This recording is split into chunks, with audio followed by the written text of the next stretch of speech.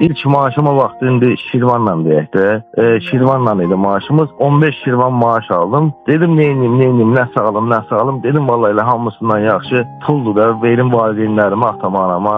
Ürəkləri nə istəyir arasında birinci maaşım, evlatlarının birinci maaşıdır. Gəldim 5 Şirvan anama verdim o vaxtı. Dedim mənim birinci maaşımdır. 5 Şirvan da atama verdim. Anam nəsə özünə aldı, neynədi, nə aldı. Allah keçənlərinizə rəhmət eləsin. Mənim atam 2021-də rəhmətə getdi.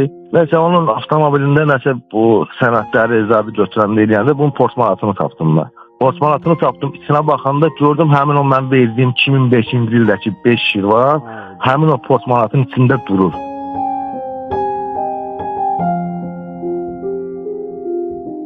Mən sənə deyim, birinci ondan başlayaq ki, 2006-cı ildə elə bu pulu təzə-təzə isti-isti səndən qəbul eləyəndən bir neçə ay sonra pullar dəyişdi də. Dekabrda o gedib rahatlıqla o pulu təzə manata çevirə bilərdi. Bu ondan irəli gəlmir ha ki, yəni kişinin xərcləməyə yeri olmayıb da. İndi aydın məsələ, hər bir ailənin həyatında elə məqam olur ki, o axırıncı 5 şirvanı götürüb aparıb nəyəsə xərcləyirsən. Olur da bu olur. Amma bu kişi o toxunulmazlığını, o pulun necə qoruyubsa, bu elə şeydir ki, bunu səndən sözlə şərh eləmək olmur.